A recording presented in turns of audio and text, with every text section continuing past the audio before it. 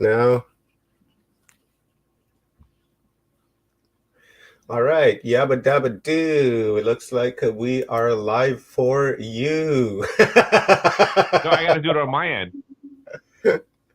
Yeah, do it up on your end, bro. Oh, okay, 10-4. Yeah, So I'm live here on our Watchers Talk network. This is the first show ever, and yeah, I'm not even really quite sure how to begin because this is the first show. So we are going to get into the routine of this. What is up, my friends? My name is Omar, coming at you guys from the west coast of Turtle Island, designated British Columbia by the Illuminati forces, the Cabal. This program is all about raising awareness so that we can help drain the swamp. Now we know that mainstream media lies a lot, and our attempt is to connect the dots and see what kind of information we can decipher and how we can call them out. Actually, it's really debunking the mainstream, but again, trying to learn on what their plans are. And I'm joined here by my buddy Eric Hecker from deciphering.tv. Welcome, Eric. And this is going to be a lot of fun. And guys, we have a call-in line set up, so you can give us a call and you can talk to myself about the story that I'm about to speak to and speak about. So, Eric, what is the number, my friend, that we can toss out there? oh, you got it. Let me throw it up on the screen there for everybody. If you have questions or comments today, you can call in live at 516-308-1853. So let us know if you have any thoughts or questions, comments, and we'll try to get you on air. Right on, right on. And I'm putting it into the comments here, guys. If you guys want to call in, that would be incredible. And check us out on deciphering.tv. Join us there for a uncensored conversation in the chat room and as well here on screen. And as we progress here, guys, we're going to work out a program because this is the first time I'm doing something like this, and what we are going to do in the future is we'll run some stories like mainstream stories for about 15 20 minutes, and then after that we're going to kill the stream to YouTube because we're going to be talking about some censored stuff that they don't want us talking about, and then that conversation we are going to have on Deciphering TV. So I've got the link right here, deciphering.tv. You guys are more than welcome to join us there. And I encourage, in fact, I implore you to join us there because this is what the platform is all about. And what is up? What is up, Deborah Robbins? Thank you very much for being here. Thank you for your support. I truly appreciate it. You know, I just did have the number up here, and the number just simply disappeared. And there's my homeboy, Kristen Lend. Welcome, Kristen. Now I know that you're a dog and I can call you whatever I can, and you're good with it.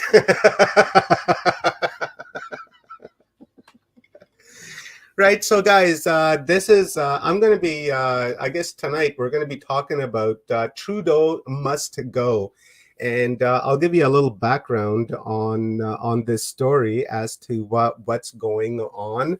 What is up, Laura Larson? Thank you very much for joining us here today. Please give the stream a like and a share with friends and family with whom you'll think will benefit from the truth, and who doesn't like mainstream news and wants to just smash the mainstream news out of their life altogether and go to alternatives like us.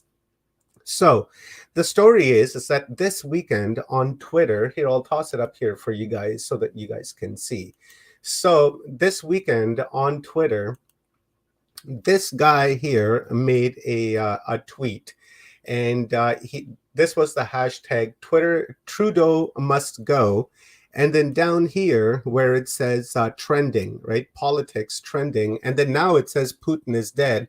But this morning, all weekend long, it was saying that Trudeau must go, this guy's tweet. And then the left had like this totally, and they had a blowout. I tell you, here, let me put myself on screen for a minute. They had like this total blowout, and they started claiming and that that it was a bot conspiracy and that everybody loves Trudeau. But the fact is that Brando there is the most hated prime minister in Canadian history. Now that says a lot. And also, guys, just as a side note, I'm not just going to focus on Canadian stories, right? I'm going to pick like a few stories from like all over the world and talk about it. But because this is the first episode, I thought I'd start something with lighthearted and something fun because that's kind of what we need. We need to laugh at these people and really see what's going on. Now, if you guys remember back in January when we had the truckers protest, the legal truckers protest in Ottawa, Trudeau, it was said that anyone who is an anti-vaxxer is or hasn't gotten their vaccine is misogynist and they're racist and they're white supremacists and that that they're the slum of society and something needs to be done about us. Right, so he really offended, a huge chunk of the Canadian population, and he called us a minority, a small minority group, and because of that small minority group, we weren't really, really didn't matter, is what he was going on saying. Now, but this inflation stuff going on, and our dollar just crashing, the elderly losing their life savings because of ballooning prices on everything. We have young people who are stuck in, apartments, couple 100 square foot apartments that they're paying enormous prices for, can't escape that. They're living in their parents' basements. People can't afford food. People are, putting water in formula for their children because they can't afford the food, and gas prices and energy prices are just insane. And it's Trudeau's fault. It's Trudeau's fault because during the pandemic, that guy spent, billions and tens of billions of dollars. And essentially what he did was he just printed lots of money and threw it out into the countryside. And of course, if you have like lots of money and very little goods, those goods are going to begin to cost a lot of money. And that's how inflation happens, just in short. So this guy's response to inflation is to inject more money into the economy. Right. So now he wants to give everybody $500. Well, not everybody, but like low income people, he wants to give them all $500. And that's injecting like another billion or so dollars into the economy when actually the economy doesn't need that. We need to pull the money out and we need to begin to manufacture goods. And that's what will bring inflation down. And people are losing their shirts over this. So this guy here, this fella right here, he made a tweet like on Thursday or something like that. And then he says, I'm a 55-year-old Canadian. I'm married, father to 4, university educated, and perfectly bilingual. And when he means bilingual in French Canada, right? Because we have two legal languages in Canada, main languages, English and Quebec French. So he's bilingual in both of these languages. So he says, I'm an engineer and solving problems for 35 years. I'm a volunteer hockey coach and an avid outdoorsman. And according to Trudeau, I'm an extremist who needs to be dealt with.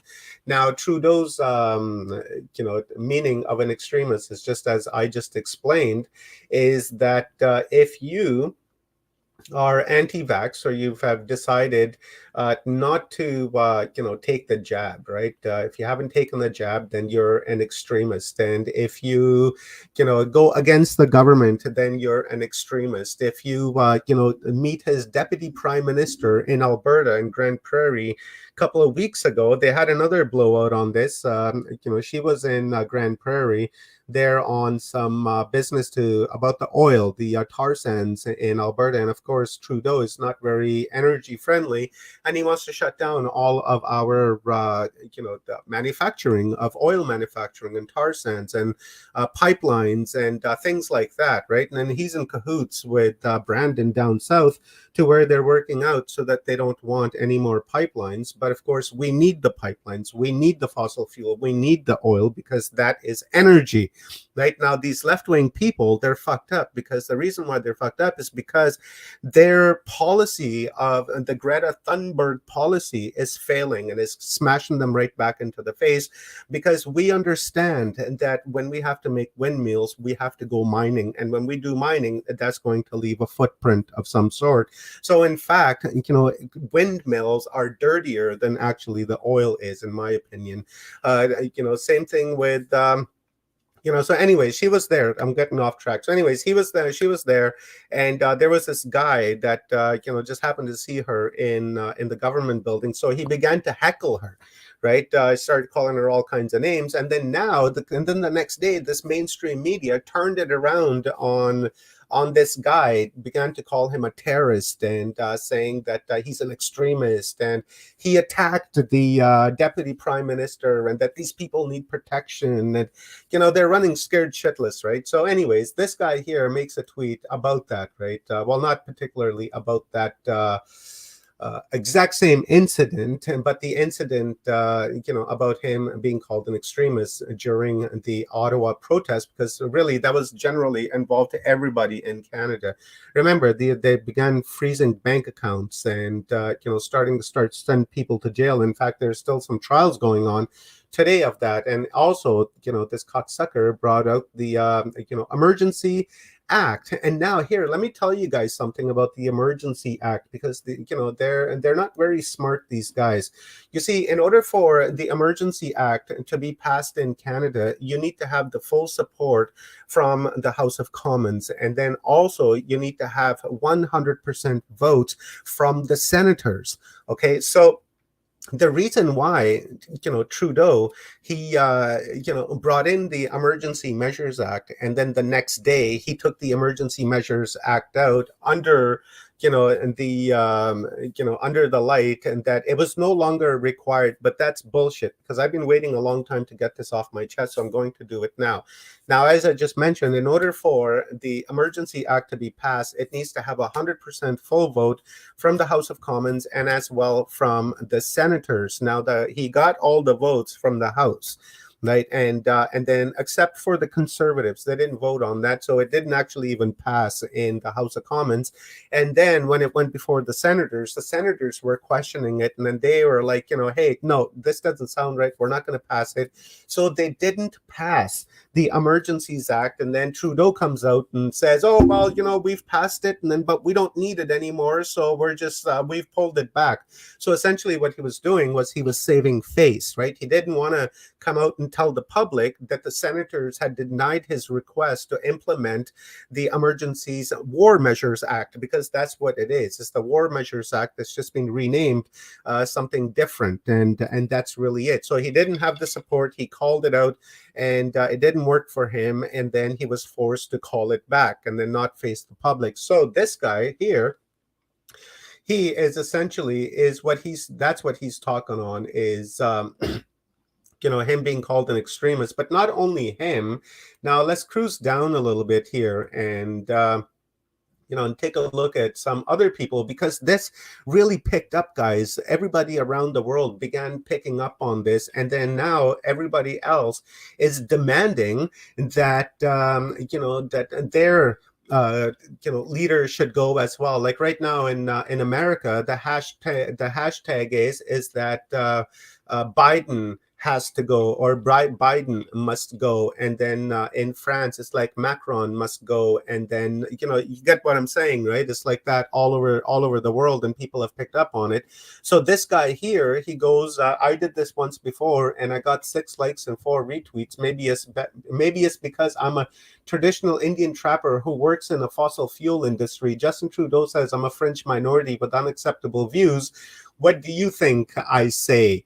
And then go on, and then everybody's coming out, guys. And then there's this guy from Petawawa, Ontario, Canada. He goes, I'm a husband, father, dog lover, sports nut, retired professional firefighter, and I'm fed up with the Justin Trudeau hate-filled style of government, and he has to go because he's a French minority, right? And then And then what's this? This is a different one. And we're going to get over here. This guy is a total embarrassment here. Anyways, the reason why I'm showing you this is because I want you to see that people around the world are picking up on this trend and are running with it. And they're asking their people to support them. So here's like this guy right here. He goes, "My name is Paul Minder Singh, and I used to support the Liberal Party and Trudeau, but after the pandemic and Trudeau's cold-blooded behavior turned me into a badass freedom fighter, and now I'm a proud member of my Canadian freedom fighters family. I was there in the Freedom Convoy." So this guy is unacceptable, and he delivers your food for you, right? So you got to remember as well, we're on a 3-day food supply. Right here, this we're going to talk about this. This guy's an idiot. He was just being a total fool. Check this out. This is a great video of him being heckled. I wonder what he's going to call him. Check it out. This is hilarious. You fucking bastard, Trudeau! Canadian, I'm not done! You bastard! Trudeau! Fascist! Fascist bastard! Fascist! We hate you, son of a bitch! Get out of this country, you bastard! Canadian Prime. That's awesome. Right, and this guy, he's supposed to be a playboy. Looking out. It's hilarious, anyways. And then it goes on, guys. Like here's this lady. Apparently I need to be dealt with as I refuse to inject nanotechnology in my body, and will keep speaking up. Right? People made their choice. Right now, we know that you guys are smart. I know each and every one of you guys that are watching. I know that you guys are smart, and we've had this my body, my choice left thinking going on for like ever, right? And it does make sense. It can be a left thing, it can be a right thing, it doesn't really matter. It's my body, it's my choice. And if I choose to do something with my body, let's say if I wanted to get a tattoo on myself, I can go and get that tattoo and I don't have to ask anybody's permission. But if somebody tells me that I have to get a tattoo on me, then I have a problem with that, because personally I don't like tattoos. So if you want to put a tattoo on me, I'm going to say, fuck you, you don't get to put a tattoo on me. And the same thing goes with this this old jab here, where the government is forcing this upon people, and those who are choosing not to take it, now they're the radicals, right? They need to be taken care of. So I wonder what the taken care of like really means, right? That's like, what does he mean by that? Because we know in Canada that they're already building, what do you call those like quarantine camps, right? Quarantine right? They kind of start the same: core, con, conson, Would those be conson. like the FEMA camps in the U.S., Omar? Yeah, they're exactly like that. There's a couple being built in Ontario, and there are a couple being built in Saskatchewan, in the middle of the country, and then there's one more being built in Mission, BC, and there are actually ads in the Canada Employment Bank, the Manpower Bank. They're looking for 70,000 security officers to work in these facilities. Go think 70,000, like Jesus, man, like that's a lot of people, right? To be working in these facilities. So us, the undesirables that have decided to, follow the choice of my body, my choice, like these guys have been screaming forever, right? Like when it comes to abortion, my body, my choice, right? Okay, it's your body, your choice. If you want to have an abortion, that's your power. If you don't want to have one, that's your power too. It doesn't really matter. But now when it comes to us, here on the red pill side, when we say my body, my choice, all of a sudden that's out the window. So it's like a one-way street that these people are working on. And then this showing this, this video, or this Twitter feed here, it's just really an example of showing that that small minority is people like yourself and myself, right? Our neighbors, our friends, our brothers and sisters, our uncles and our aunts, our cousins, our co-workers, our schoolmates, our workmates that are put into these positions, and our government is threatening these people. Right, so here's this girl. She says, "I'm a 21-year-old citizen of Canada. I worked as an education assistant at an elementary school on a reserve." Now, reserve is kind of like a concentration camp, here in Canada. That's kind of what I feel it is because you're segregated. It's an apartheid state, guys. Canada is an apartheid state because there is land for Aboriginals and then there's land for the rest of the people. Now, if you want to collect your money from the government, then you have to stay on the reserve. And then as soon as you leave the reserve, there's no more money for you. You're on your own. And that's essentially an apartheid state. So this girl says, I had to leave my job because my beliefs or individual choice to breathe freely was not an option. Children need to breathe while in learning environment, and Trudeau must go. And she's essentially talking about the mask here, right? And we know that the mask doesn't work. Right, we know that we know that it doesn't work. In fact, it's bad for you because the fibers in the mask, as you're breathing, those fibers are actually going into your lungs. And then especially those cloth ones, and those cloth ones are pretty nasty too, because when you're breathing in them, and that moisture that builds up actually leads to molding, and it leads to bacteria and things like that. And people come home, they hang it up, and on their way out they put it on, or they get in their car, they put it on their mirror, and they come in, they put it on.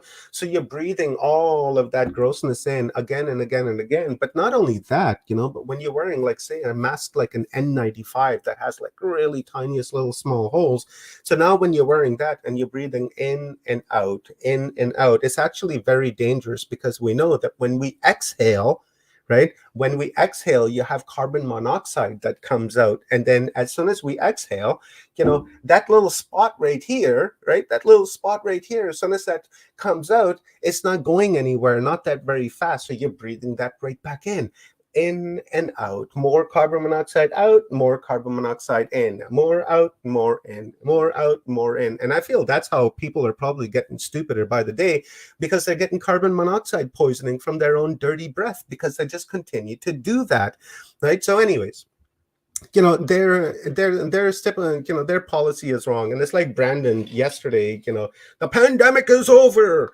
but yet, all the all of the what do you call that, regulations are still in play there. Federal workers can't go to work because you're not vaccinated. Nurses can't go back to work because you're vaccinated. Teachers can't go back to work because you're not vaccinated. It just goes on and on. What about airline workers? Let's think about that for a minute, guys. How about the airline workers? I know this is getting a little bit off topic, but the airline workers, and after I tell you this, you're probably not going to want to fly again. The fact is that the airline companies, they have a rule, and the rule is that if you've been exposed to any type of new medication or any new vaccinations, then you need to be grounded for 1 year. And these people, the entire fleet is vaccinated. And guess what's going on? A lot of these pilots are losing consciousness in the cockpit. A lot of these pilots are losing consciousness as soon as they land. Both pilots are just falling asleep in the cockpit with no access, from the stewardess, because the doors are locked because after 9/11. So it's very, very dangerous to be flying right now, and these people shouldn't be flying because they're having heart attacks and shit like that. Not good, not very good. So anyways, now the left is freaking out, right? Because, and they see now, this small sampling that I just showed you is just a very small sampling of, like, what people are saying about Trudeau must go in and then on social media, on Twitter, on Facebook, on Reddit, Instagram. It's everywhere. And it was so much so that Twitter was forced to actually take that hashtag down today, because it had something like 5 million retweets on it. It was epic. And then they took it down, and then somebody else started another one that says Trudeau must go now. Right, so let's make that trend, if we can. So, anyways, the left is freaking out, right? And of course, the left freaks out anytime something doesn't go the left's way. And the left loses it. They lose it, man. So Gerald Butts, right? Gerald Butts. This guy's name. He must have been really harassed in high school.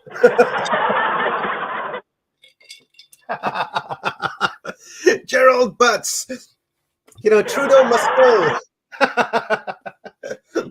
He says that the hashtag Trudeau must go on Twitter trending is a conspiracy. He says that it's a bot conspiracy and that people could not be talking about Trudeau like that. So it's this guy right here, and there's a story behind in this guy here, and we're going to get into it just right after we go over this article really quickly. So it says, in a desperate attempt to excuse that Trudeau must go viral Twitter trend, Gerald Butts suggests it's a finance campaign using fake Twitter accounts.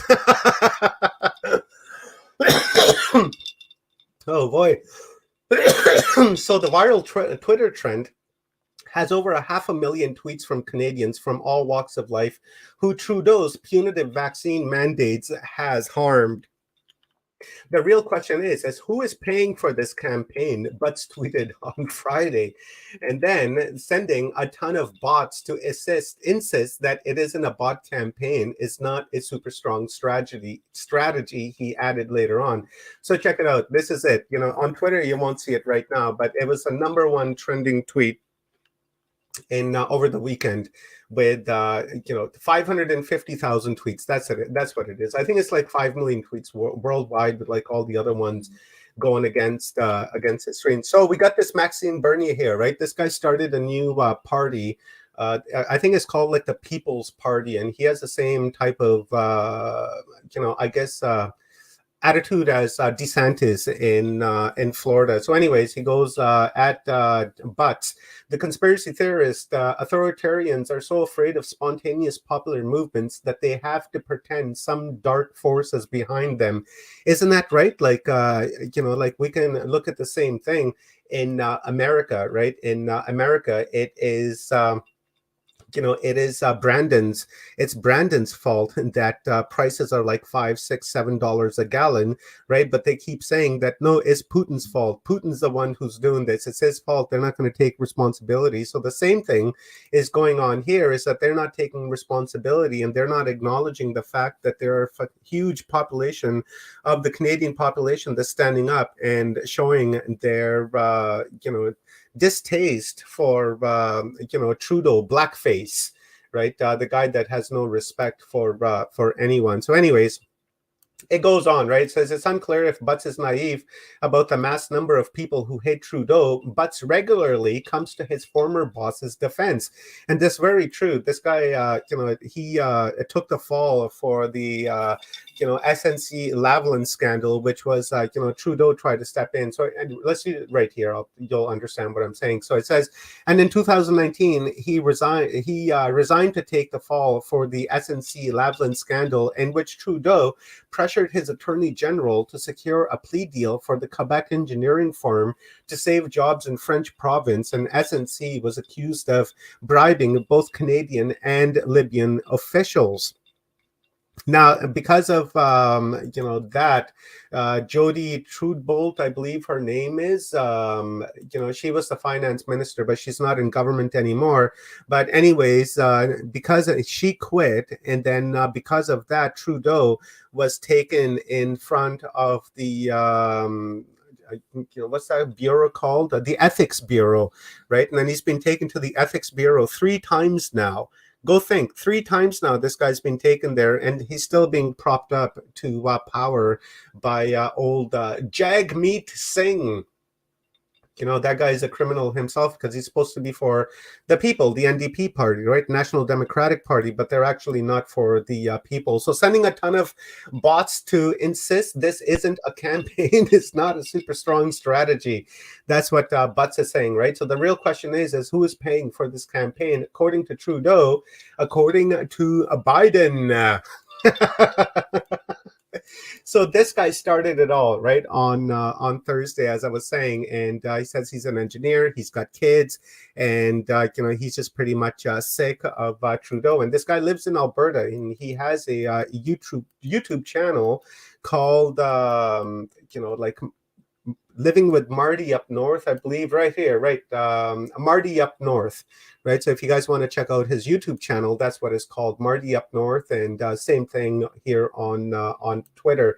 So the anti-Trudeau trend began by Twitter user Marty, who spoke to the counter signal about a Butts claim. Butts. So I'm a semi-retired engineer. Anyone can audit my bank accounts, and I'm not paid by anyone, and I don't even have a membership in any political party. Good for him. He's practicing his Fourth Amendment. So Marty, an Albertan fluent in English and French, said he made the post after rewatching Trudeau's interview wherein he smeared unvaccinated individuals with hate speech and what I mentioned earlier. So the video is almost a year old, and rewatching it triggered me, especially since he's gone on to call people with different opinions unacceptable. And I wanted him to know that I'm not anti-science, misogynistic, or a racist. I guess my tweet was really addressed to him, but I'm glad it resonated with others, and I dare him to find a commonality in all the posts. We're all different, and we all have valid reasons to oppose his mandates. So, in fact, Marty himself trended on Twitter following Butt's accusation, and eventually Butts conceded that Marty is real, but claimed without proof that someone in the U.S. started the trend. And again, just won't accept it, right? And then meanwhile, vaccinated and unvaccinated Canadians alike continue to share their stories of unwanted medical coercion, suffering from the adverse effects of being victims of hate speech by Trudeau, who's managed to polarize himself from the Canadian flag. So right here, this lady right here, she says, I'm not a bot. I'm not a bot. You're just mad because I don't want your mask, vaccines, and vaccine passport and digital ID or any of your useless mandates. You will never take our freedom. Trudeau must go. What a dangerous looking woman, eh, guys? Man, she's a danger to Canada's security. And then here's another one. Here's this little girl that says, it's hilarious that the libs and the media are trying to pretend that the Trudeau must go stories are bots. They were some of the most personal and heartfelt stories I've ever read. And my cow and I are not bots, by the way, in case anyone is wondering. And then this just goes on and on and on, guys. Here's like another, Canadian says, I've been unable to work or further my education due to mandates that do not recognize natural immunity. And as the daughter of a residential school survivor, I'm keen to keep governments out of my personal health decisions. Now, that's a very strong statement, the residential school, because I was part of that residential school system. And what that residential school system is, guys, like All Child Matters, and how they're finding all these graves of all these children in, mass graves across Canada. In fact, there's like one right behind my house, like literally right behind my apartment here, right across the river. There's a residential school where they found 300 bodies of murdered Aboriginal children. So this woman, that just made this tweet, she is a descendant of one of the people that were in one of those residential schools. So, they are already soured by the government. And for this Trudeau to come along, and start, mandating all of this is just, and calling us unacceptable. So anyways, I'm not going to, read all of those stories, but let's quickly look at, what's his name? Gerald Butts.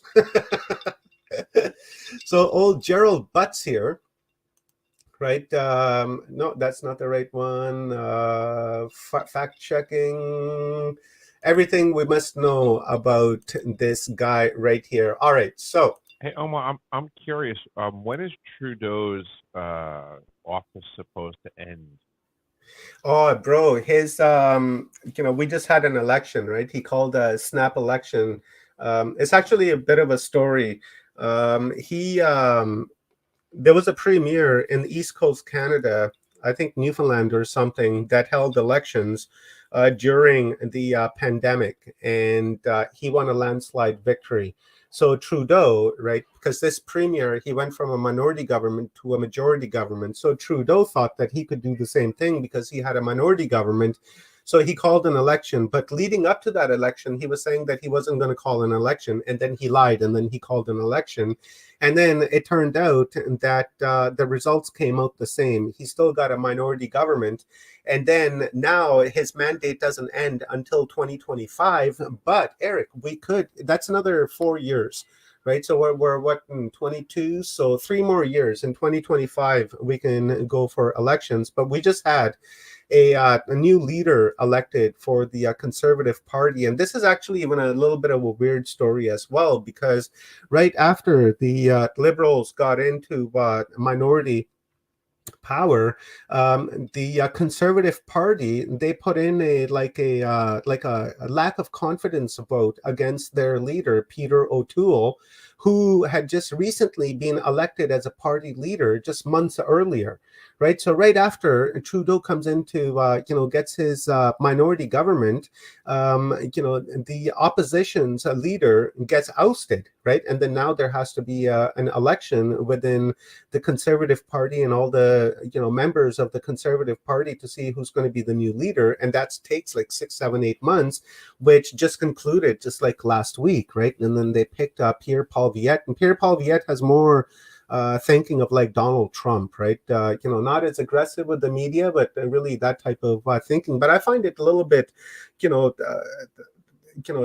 suspicious, because even if we wanted an election at that time, Canadians, they couldn't have gotten an election because there was no opposition leader, right? See, in Canada, we're not picking an individual, we elect a party to run the country. So right now, the Liberal Party is who's being elected, and Justin Trudeau is the leader of that Liberal Party. So, and thus, he is the prime minister, he's the representative of that party. So he's been elected as a prime minister. Now, let's say if there was a lack of non-confidence vote in Justin Trudeau, and then he was fired or he quit, then the next interim leader that comes in, they would be the Prime Minister of Canada.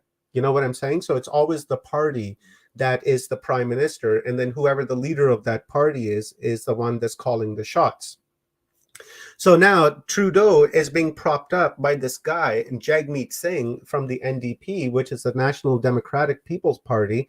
And he's got a deal with him where he says that if you're gonna do certain things like bring in national dental care and things like that, and as long as Trudeau does a couple of things that he wants, then Jagmeet is going to continue to prop his government up until 2025. The reason why that is because if you take all of the seats from the Liberal Party and then all of the seats from the NDP and you add them together, they have a majority government. You know what I'm saying? They have the majority seats. They have like 171 seats. So now if we take the other two parties, like the Conservatives, which is the opposition, and then the other party, which is the Bloc Québécois, and if we bring both of their seats together, they don't have enough seats to outvote the NDP and the Liberal Party. You know what I'm saying? It's like this, they don't have enough. So this guy, NDP from Jagmeet Singh, he's propping up the government. So now we can go and have an election at any minute now if we wanted to, right? We could say that, okay, well, there's a lack of confidence within the government and in the Liberal government, and we don't trust it. And then there's going to be a election, right? Or not an election, but like a vote in the House of Commons. And then if we get the majority vote, and then the government gets dissolved, and then there is a new election. An election has to happen like within 3 months. So we could actually have a new prime minister in the next 3 months if Justin Trudeau, right, or if Jagmeet Singh just stops supporting him. You know what I'm saying? He's just holding him up. And this guy's spending billions and billions of dollars, which he's injecting money into the economy. And then all of that printed money that's coming into the economy is making our dollar go down. And then everything costs more, right? So if you have one loaf of bread and $20, right? Well, you're not going to get that loaf for $1. That, if everybody has $20, then that loaf of bread is going to cost a lot more than if only, let's say, half the people had $20. That's this is the and this is the clause of capitalism. I guess this is one of the prices that we have to pay, where there's going to be some people that are going to have more and there's going to be other people that are going to have less. But in order for us to continue to have the market the way it is, for everything to cost, just hang on one sec.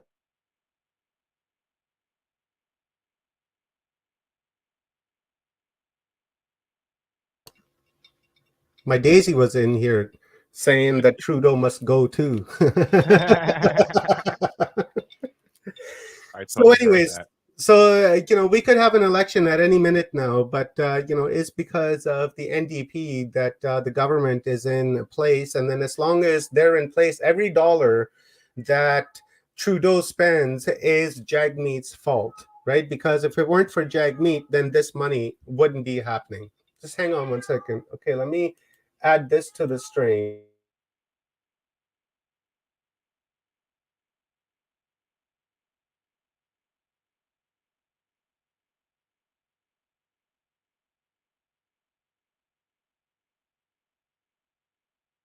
I think I might have lost your audio. Are you still there? Okay, there we There you go. are. Okay, There you right on, right on, right on. Okay, I thought I'd lost it too, but I guess I lost my light too. It's okay. So, right here, we need to know a few things about Gerald Butts, right? This is a guy that's coming to Brando's defense, right? So, everything we need to know about Justin Trudeau's longtime best friend, Gerald Butts, and why he matters today, right? So, there he is. And also, you guys, another thing to note is that I'm not sure about if this is true about Gerald Butts, but I do know that a couple of Justin Trudeau's best friends are convicted child molesters, right? That's a fact, right? So, Gerald Butts and Justin Trudeau go way back to their university days. Both men studied at Montreal's McGill University, where they met through a mutual friend, and from there their relationship blossomed, and the two became very close. And they could, in fact, have a homosexual relationship. I'm not saying that to be funny. I'm actually saying that because it could be true, right? So prior to school, though, Trudeau and Butts couldn't have had more different upbringings. And while Trudeau was born into politics and lived through his father's time as Canada's prime minister, Butts was born in a small coal mining community in Nova Scotia, and his dad worked in the miner Glace Bay. And then let's just keep going on. And then as for his careers, Butts has a lot of experience under his belt. And first, he was known for him for serving as an advisor for Ontario's then Premier Dalton McGuinty. And then Butts helps devise the platform that won the Liberals the election in 2003. And it was because of this guy that, Trudeau came into politics. And he stayed with them until 2008 when he left politics completely, and instead becoming a CEO of the World Wildlife Fund Canada, which is actually connected to the Illuminati. And then in 2012, his relationship with Justin Trudeau moved to the next level when he joined Trudeau's campaign for leadership. And then when Liberals won the federal election in 2015, Butts officially became Trudeau's principal secretary.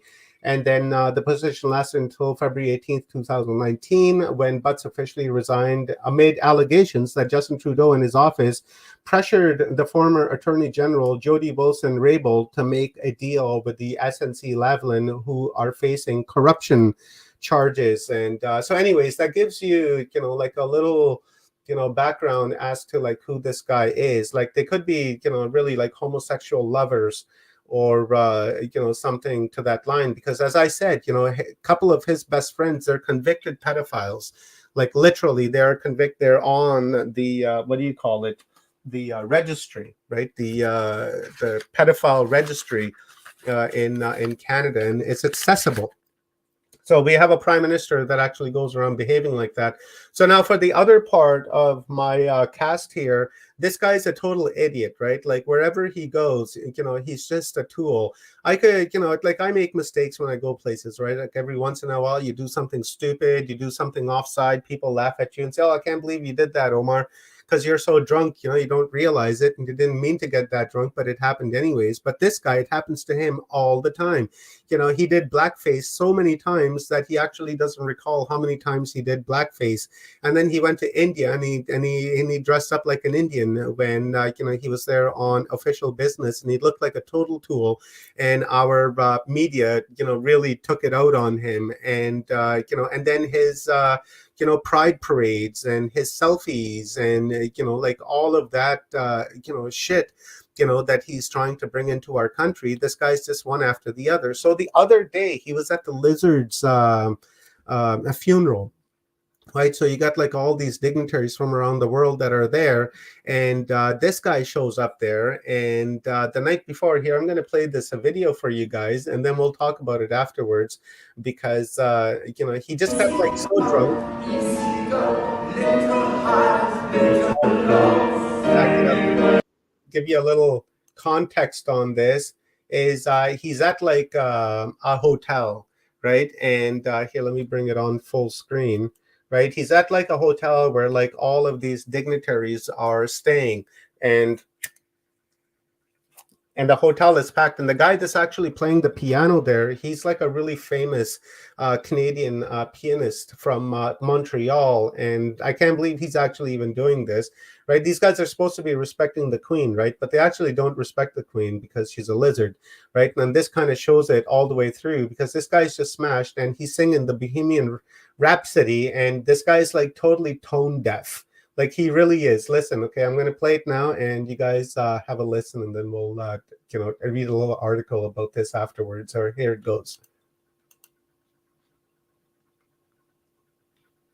Oh.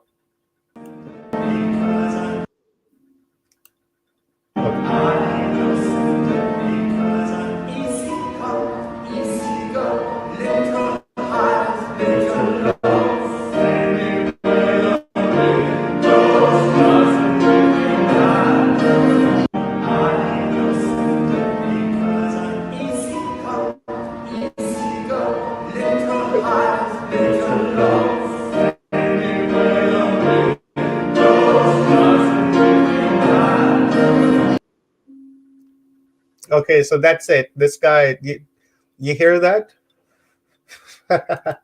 I think I can sing a little better than that. I think I could too.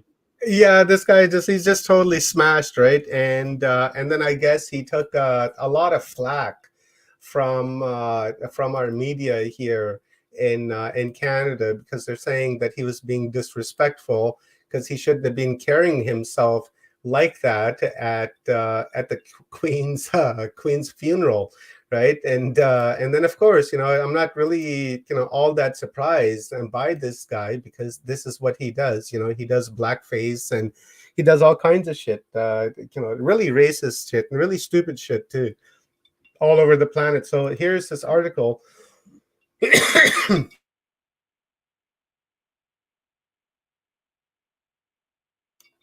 Here's this article that came in the next day, and this guy is just being totally bashed.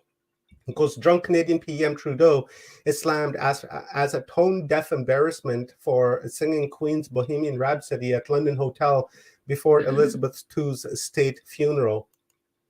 Then it goes, Justin Trudeau faced intense criticism after he was recorded singing a rendition of Queen's Bohemian Rhapsody following an evening dinner just 2 days before Queen Elizabeth's state funeral, and the Prime Minister of Canada belted out the 1975 hit at an impromptu session in London's swanky Corinthia Hotel, where suites go for at least $5,000 a night. And while the UK and Commonwealth were in their official period of mourning, Trudeau, 50, was one of the many world leaders who traveled to the United Kingdom to meet his new monarch, King Charles III, and pay their respects to the Queen at the monumental funeral Monday morning.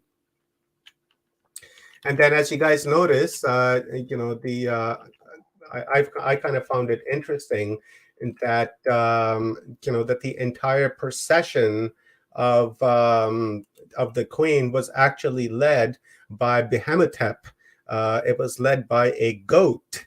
And as we know, a goat is an expression of Saturn of the Luciferians, and because the goat falls into the Capricorn zodiac, and the Capricorn is represented by a goat, and Capricorn is ruled by Saturn, and Saturn is the planet in that all of these elites worshipped. So I wasn't really too surprised to see that a goat was leading the procession of the queen. Now, most people wouldn't pick up on that. They would just think, oh, look at that little cute goat from the petting zoo, right? But it's actually not from the petting zoo. That goat was actually bred for that particular reason. And they've been breeding that same type of goat for decades now because, just in case the London Bridge fell, they needed to have that goat there. You dig what I'm saying? That goat is, it's important to them for part of their ritual.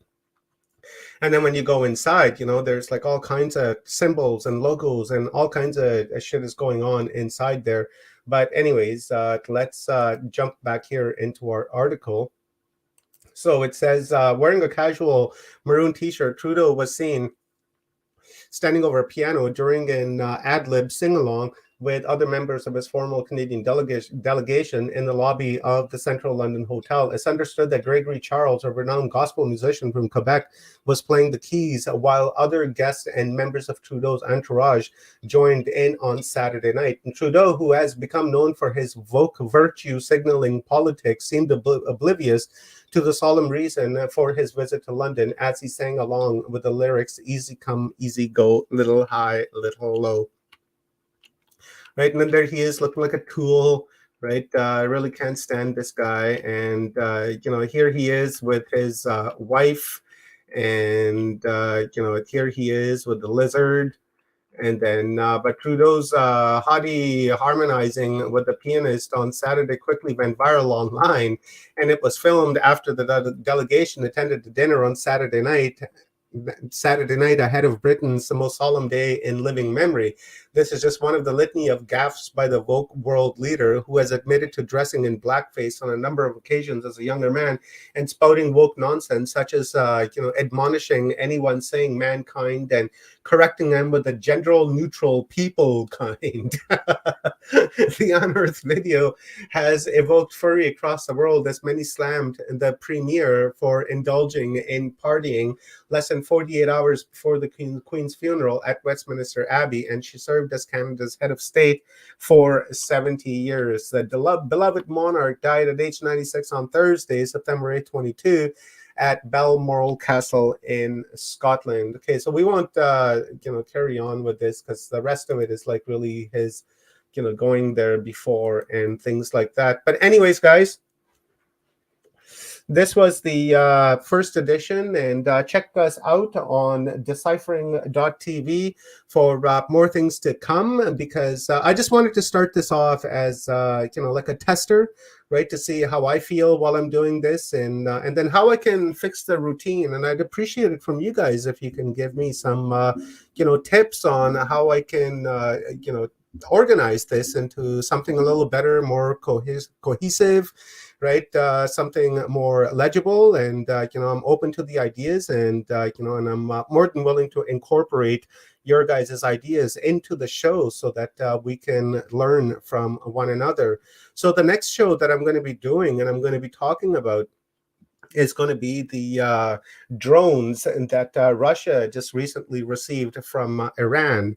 And those are doing a lot of damage to the Ukrainian military. And as well, we're going to be talking about the HIMARS that the United States sent to Ukraine and how they're working on Russia according to the West. Because you guys, I'll let you in on a little secret, okay? Just a tiny little secret. When we read the newspaper in the morning or whenever, we have to understand that all of it is propaganda that's in favor of Ukraine, because Russia is not going to tell you, oh yeah, the Ukrainians just attacked us and we lost 50 tanks and 20 airplanes and 800 men. Damn, we'll do better the next time.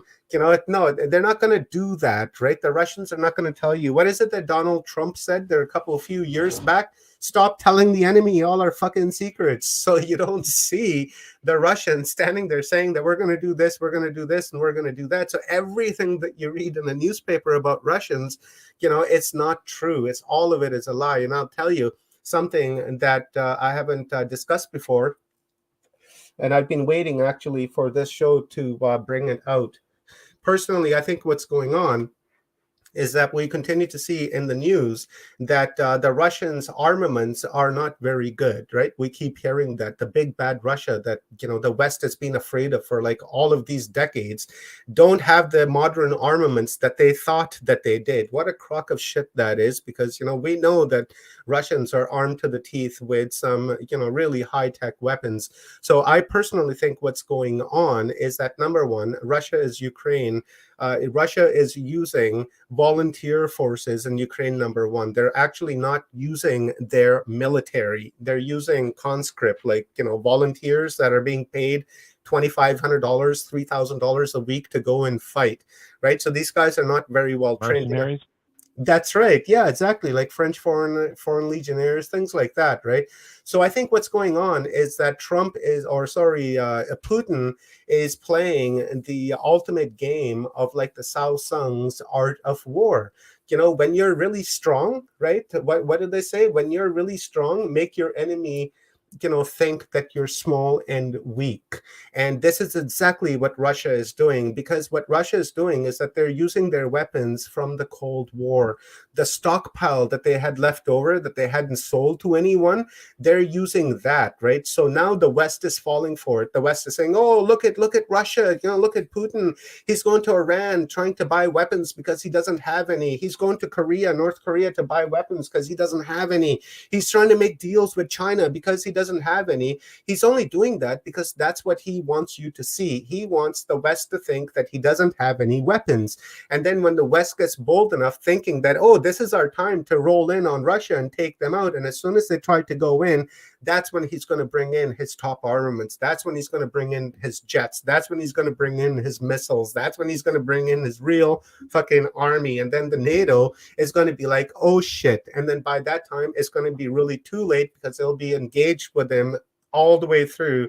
And then Russia is going to really, the big bear is going to really show his teeth and claws. So I think that's what Putin is doing, is to make himself look like that he's weak so that others think that he's weak so they can come in and try to take him out. And then he'll come at them like, like a fierce lion and take them all out. Something tells me that Putin's a bit more of a tactician than Biden. Oh, I mean, come on. I mean, lest we think that what's going on in the Ukraine right now is anything other than the nefarious Biden family and whatever local mafia is in the Ukraine going up against Putin. But Putin's certainly, I would say, a grander intellect. If Joe Biden and Putin were to sit down and play chess, my money's not on Biden. Oh, no. Biden doesn't even remember his last sentence. Never mind. Trying to become a, military tactician, right? No way. I think Putin has it going on a lot more. And, for this, I would say my support is behind Putin simply for the fact that the West hates him. And because the West hates him, I like him, because there has to be a reason as to why they hate him. And I'm down with that. He's not down with their program, but you do have to keep in mind something about Putin, that Putin is a member of the Illuminati, right? Putin has been seen wearing the garbs of the Illuminati with George Bush, both of them walking along. And we know that George Bush is in deep with the Morgivian bloodline. We know that he's part of the, what are they called again? The Bone and Skull and Bones. We also know that he's part of the the Cincinnati Society. We also know he's part of the Watchtower Society. He's part of a lot, and then it actually ties in with Clinton. And then now when we look at Putin is part of that same organization. And as I talked about on my other channel, this is actually what's called the Hagelin dialect. And what the Hagelin dialect is that it's kind of what the mafia does, right? They send a henchman to your shop, and they say, hey, pay us for protection. You say no. They come and they beat you up, and then they send another guy in that says, hey, we'll protect you. You say, yeah, I'll pay you. And then they say, okay, you're protected now, but all the while it was the same hand that was doing the same thing.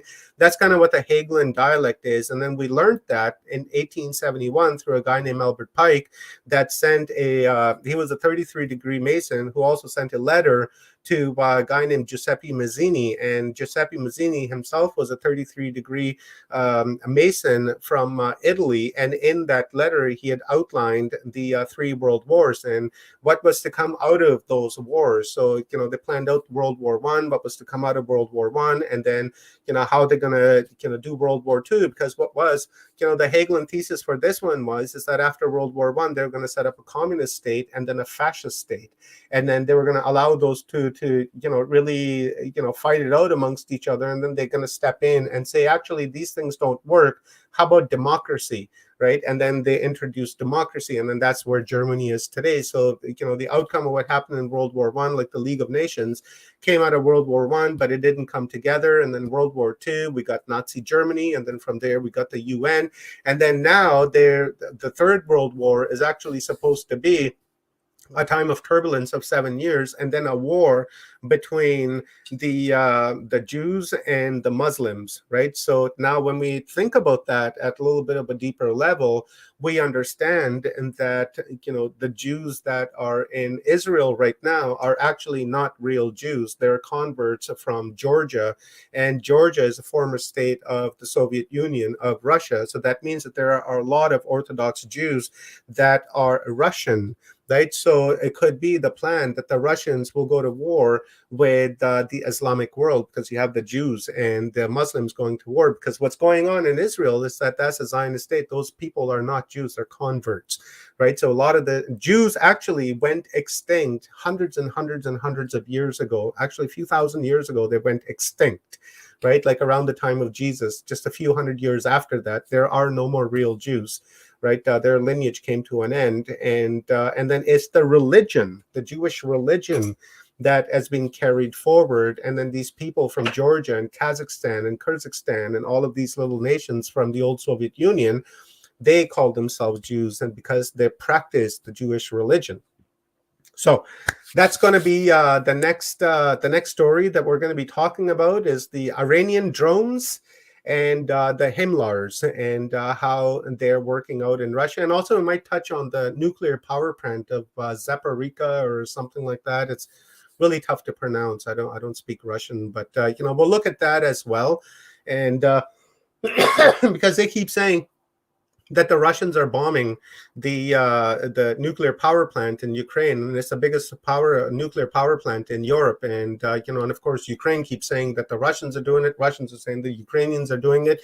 But I can probably guarantee you that it's more than likely the Ukrainians that are attacking the power plant. And because if something goes wrong with the power plant, then they'll blame the Russians and say, well, the Russians did this and it's their fault, and then that'll lead to like other travesties and things like that. And then that clearly is an example of what they did a few months ago when there was the grain shipments that were supposed to come out of Ukraine, because they were saying that the Russia was holding it back, and then Russia finally said, okay, you can move this grain out, you can move it down to Turkey and Lebanon and stuff, and you can feed millions of people. And right after Russia said you can do this, next day, surprisingly, there was an attack on the harbor, and a bunch of shit got destroyed. And then of course they tried to blame Putin, saying, oh well, Putin did this. Well, why would Putin do this after he said, yeah, go ahead, you can take this grain down to Turkey and to Lebanon? Go ahead, I don't have any issue with that. It's food for the people, so I don't want to starve anyone, so go ahead, move as much grain as you possibly can, and I'm not going to stop you. And then the next day there's an attack. You see how this works, right? And then the same thing with this nuclear power plant in Ukraine. They're going to try to do the same thing. And so let's keep an eye on this as to like what's going to happen. I know I'm going to keep my eye on it, and then every couple of days I'm going to put together a few stories for you guys, and I'm going to try to figure out a way I'm going to present this so that it's not kind of like what it is today, right? First show, but we're getting into the rhythm of it, right? And shoot some ideas back and forth on how we can make this into something better and a little shorter, right? An hour. So, I'd like to go an hour. But as I said in the beginning of the cast, we're going to do like a half hour on YouTube, and then we'll kill the YouTube stream, and then we'll do the rest on deciphering.tv. And you guys can see the address rolling down below. And as well, we have a call-in line. So, hopefully as we begin to move this forward, we'll get people calling in and, speaking with me and asking questions and speaking with Eric. And, then we can, give our 2 cents and listen to other people's 2 cents too, because I'm sure they're not going to call in complaining, but they're going to be calling in with their concerns, right? Like we saw on all these Twitter feeds of all these people that are angry with Brando, and they just want to vent. And I would love to have something like that. So if you guys want, are listening and you want to come on the show and just vent, and you want an ear to vent on, hey, I'm here. I'll listen to you guys, and maybe I'll throw my 2 cents in, or maybe I'll just say, hey, sorry, man, sorry to hear that's what's going on with you. Maybe that's just what you need to hear to have a good evening, to have a happy evening. So, this is the intention for this show and this project, and we're going to grow it even more. And hopefully we're going to get Rob Yachts from Full Spectrum Universe on here soon. And then we have a couple of other girls that are interested in coming on and streaming. And, there's a few more other people that we'll be bringing on to become part of the network here on the individual news network on deciphering.tv, and start breaking down the truths and start debunking what the mainstream media is really what they're doing. And that's really what my goal is, is to find a story, read the story, understand the story, and then, pick it apart and say, okay, well, that can't be true, that can't be true, that can't be true. And then look for references to support what I'm saying. So, more than likely it'll be 1 article, 2 articles, at best, because I want to try to bring you guys, the best research possible. Right. I just don't want to put something together and just bullshit through my teeth and, hope that it passes. Right. Because you guys are smart, and I know it's not going to pass. Just the facts. Yeah, exactly. We just want to do the facts. And I'm not a journalist either. Right. I'm just a dude that's at home, that wants to bring out the truth. And I like reading the news. I really do. I don't watch it anymore, but I do enjoy reading it. And I read it more so for comical reasons. And as I said, when you're enlightened and you're aware, and when you read the news, then, you can really see the narrative in there, and you can, clearly, pick it out and say, okay, well, this is not really for me. So guys, that's it for me for this evening. That's what I got for you. And then the next time, like I said, Himmlers and Iranian drones that are like $500. Go figure. These guys are building drones off the shelf materials, and they have like 200 miles they can go and carry missiles and shit. So when you have sanctions against you, you can become very creative, right? What did they say? Creation, invention is the necessity is the mother of invention. There you go. Yeah. There you go. Right? When you got the sanctions on you, bro, you come up with lots of shit. Paper airplanes, they'll carry grenades.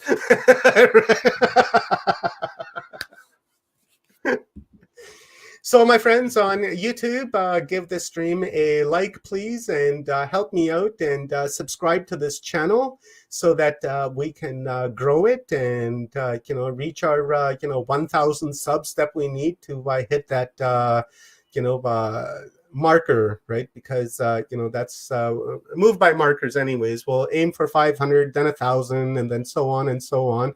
And if you guys have any ideas, and if there's any stories that you would like me to look into, drop the the story, the headline or something in the comments down below, and I'll do my DuckDuckGo, and I'll find that story, I'll read it, and then I'll give you my peace of mind on it. So I want to try to make this as interactive as possible with everyone, and try to be as transparent with everyone as possibly as I can as well. And now, we actually have 2 options. One, you can phone into the studios over here, and second, you can actually come right into the studio and right in here, because I can take the link and drop it out there. So maybe that's what I'll do next time. And if you guys want to jump on really quickly and give me your 2 cents in the studio, I'll be happy with that as well. And so, you got 2 options: call in or jump into the studio. It's up to you.